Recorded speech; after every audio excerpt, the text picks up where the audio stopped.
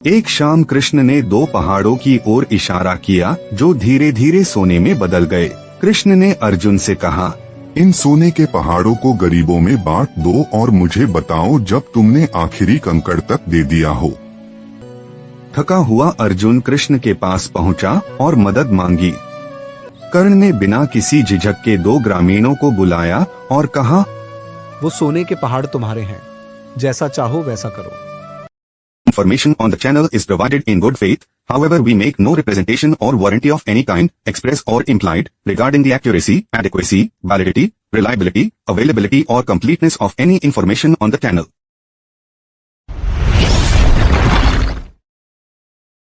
आपका स्वागत है SD एनीम में, जहां हम आपके लिए लाते हैं प्राचीन कहानियों और ज्ञान का अनमोल खजाना। हमारे साथ जुड़े और जानिए पौराणिक कथाओं के दिलचस्प पहलुओं को जो आज भी हमें बहुत कुछ सिखाते हैं। वीरता, आध्यात्मिकता और जीवन के मूल्यवान सबक हमारे चैनल पर हर कहानी में कुछ खास है। अभी सब्सक्राइब करें और इस ज्ञान और प्रेरणा की यात्रा पर हमारे साथ चलें। लाइक करें, शेयर करें और बेल आइकन दबाएं ताकि कोई भी अपडेट मिस न हो। आइए मिलकर इन अद्भुत कहानियों में खो जाएं। महाभारत के इस महाकाव्य संसार में आपका स्वागत है। आज हम जानेंगे एक ऐसी कहानी जो सच्ची उदारता की गहरी सीख देती है, और वह भी स्वयं कृष्ण के माध्यम से। एक दिन अर्जुन ने कृष्ण से पूछा कि इस भूमि का सबसे बड़ा दाता कौन है। कृष्ण ने बिना किसी झिझक के कर्ण का नाम लिया, जो अर्जुन का सबसे बड़ा प्रतिद्वंद्वी था। अर्जुन को यह बात हजम नहीं हुई। उसका प्रतिद्वंद्वी उससे बड़ा दाता कैसे हो सकता है। कृष्ण ने उसकी नजर में जलती हुई चिंगारी देखी और उसे एक सबक सिखाने का फैसला किया।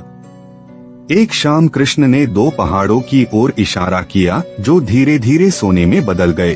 कृष्ण ने अर्जुन से कहा, इन सोने के पहाड़ों को गरीबों में बांट दो और मुझे बताओ जब तुमने आखिरी कंकड़ तक दे दिया हो।